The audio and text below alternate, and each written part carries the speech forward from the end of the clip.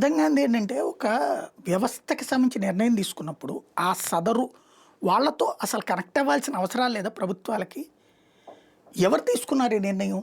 ఈ ప్రభుత్వం తీసుకుందైతే నేనన్ను చ లోకేష్ గారు సీరియస్‌గా ఆలోచించాల్సింది ఒకటుంది.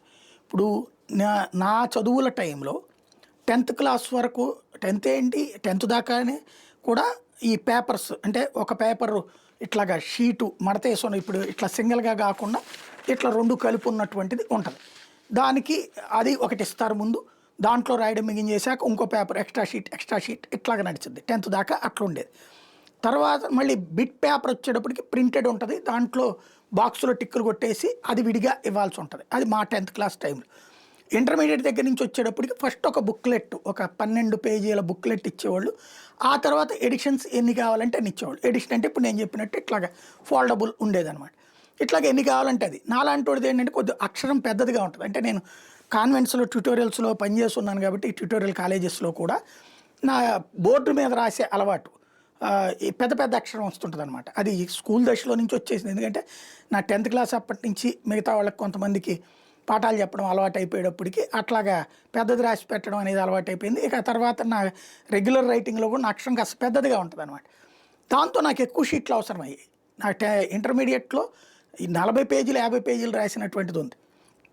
ఈ షీట్ కాకుండా దాదాపు 10 అడిషనల్ షీట్స్ ఇది ఈ బుక్లెట్ కాకుండా.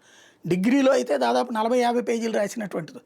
ఈ పీజీలో అయితే దాదాపుగా 30 దాకా అడిషన్స్ తీసుకున్నది ఉంది. పీజీలో 5 ప్రశ్నలే ఉంటాయి.